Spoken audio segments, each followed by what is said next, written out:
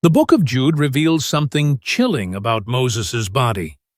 After his death, the archangel Michael and Satan fought over his corpse, not his soul, his actual physical remains. Why would the devil desperately want control of Moses' body? What power does it hold that sparked a battle between heaven and hell? This biblical account suggests Moses' remains aren't just historically significant, they're spiritually dangerous. Now archaeologists claim they've located the tomb. They've excavated it. And what they found inside explains why this burial site was hidden by God Himself, and why certain religious authorities are demanding the site be resealed immediately. Most people skip right past Jude, verse 9. It's a single sentence buried in the New Testament, but it reveals something the church rarely discusses. Michael the archangel, when contending with the devil, disputed about the body of Moses. Not a dispute over his legacy, not his teachings, his actual corpse. This wasn't a minor disagreement. The original Greek word used is dialegomai, an intense legal battle. Heaven's top archangel fighting Satan in what biblical scholars describe as a supernatural trial over physical remains. Think about that. Abraham's body didn't require angelic protection. Neither did Isaac, Jacob, or any other patriarch. Their tombs sit in Hebron, visited by millions. But Moses? His body triggered a cosmic war. The question becomes unavoidable. What makes Moses' remains so dangerous that hell itself wanted them?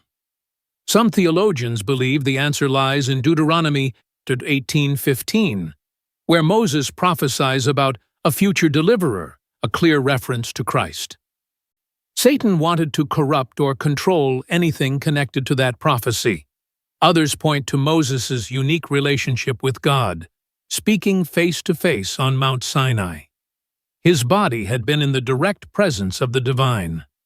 Whatever the reason, God's solution was absolute. Hide the tomb. Completely. Forever. Which brings us to the Sea of Galilee, 2018. Explorer Josh Gates stands on a boat deck, staring at sonar readings showing a massive structure 100 feet below the surface.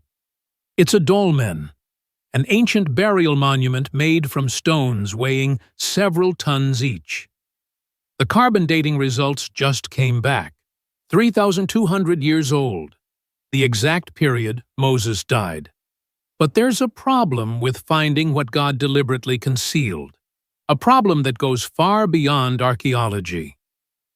Deuteronomy chapter 34 describes Moses' final moments. He climbs Mount Nebo at age 120, his eyes still sharp, his strength undiminished. God shows him the promised land stretching beyond the Jordan River. The land he'll never enter. Then Moses dies. Here's where it gets strange. Verse 6 states, "And he buried him in a valley in the land of Moab, but no one knows where his grave is to this day." Who is he? The previous sentence only mentions God, meaning God Himself performed the burial. No witnesses, no mourners, no markers. The Creator of the universe personally interred Moses in an unmarked grave, then erased every trace of its location. Jewish rabbinical tradition explains this wasn't cruelty. It was protection. Protection of the Israelites from themselves. 40 years earlier, these same people had created a golden calf to worship, while Moses was on Mount Sinai receiving the 10 Commandments. It took less than 40 days for them to break their covenant with God and bow to a statue they'd made with their own hands. Now imagine if they knew where Moses was buried, the man who brought them out of Egypt, who parted the Red Sea, who glowed with divine light after meeting God face to face. They would have built altars, burned incense, prayed to the tomb instead of to God. The very idolatry that would destroy them. so God prevented it. He hid the tomb to save their souls. Which means anyone searching for it isn't just looking for historical artifacts. Pause. They're attempting to undo a divine intervention specifically designed to prevent spiritual catastrophe. Josh Gates's team didn't just find a tomb, they potentially found the epicenter of a 300-year-old divine concealment, and they were preparing to open it. But the prohibition against finding this tomb isn't the most disturbing part of Moses' death. According to another biblical text, something happened to his body after burial, something that's never been fully explained. Most Christians have never heard this part. It appears in the New Testament book of Jude, and it changes everything we think we know about Moses' burial. After God concealed the tomb, Satan showed up. The devil personally came to claim Moses' body, and the archangel Michael had to physically stop him. This wasn't symbolic. Jude describes an actual confrontation over a corpse. But here's the detail that makes theologians uncomfortable. Michael didn't destroy Satan or banish him. The archangel called on God to rebuke the devil. Even heaven's greatest warrior needed divine intervention to protect Moses' remains.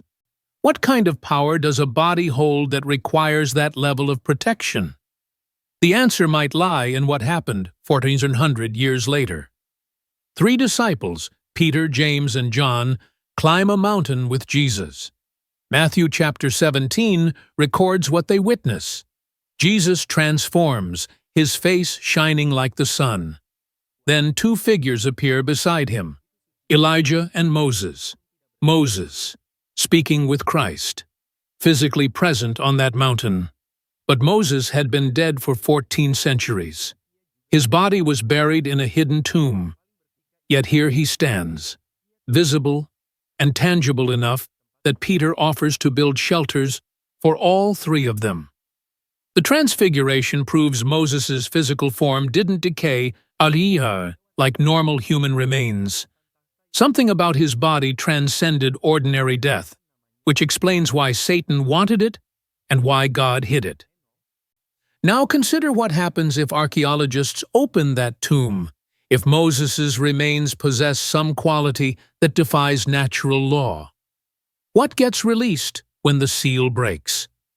What force has been contained for 32 centuries? Gates's team spent 3 weeks excavating the underwater dolmen. They removed sediment carefully, layer by layer. Local religious authorities got word of the discovery and sent urgent warnings to halt the operation. The team didn't stop, and what they found inside wasn't what anyone expected, not even close. The dolmen presented 3 possibilities, each one more disturbing than the last for people of faith. Possibility 1. The tomb is empty, not looted, not disturbed, just empty. Because Moses was never actually buried there, or anywhere. Some ancient Jewish texts suggest Moses didn't die at all, but was taken directly into heaven like Elijah. An empty tomb would validate this theory, but it would also mean the biblical account in Deuteronomy is incomplete or symbolic. For literalists, that's a foundation-shaking problem. Possibility 2. They find remains, but DNA testing reveals contradictions. Modern forensic science can determine geographical ancestry, approximate age, even diet. What if the bones don't match someone from ancient Egypt? What if carbon dating places them in the wrong century? Or worse, what if tests show the remains are from multiple individuals, suggesting the tomb was reused or the original occupant was removed long ago? Every scientific test becomes a potential faith crisis. Possibility 3. The tomb has been desecrated, deliberately violated. Bones scattered or destroyed by enemies of Israel seeking to erase Moses from history. The psychological impact on believers would be catastrophic. The man who spoke with God, reduced to fragments, his final resting place turned into a crime scene. But Gates's team faced a fourth possibility nobody had considered. What if the structure isn't a tomb at all? Underwater archaeologist Dr. Yitzhak Paz examined the dolmen's construction and noticed something odd. The stones were arranged in a pattern consistent with Bronze Age city foundations, not burial chambers.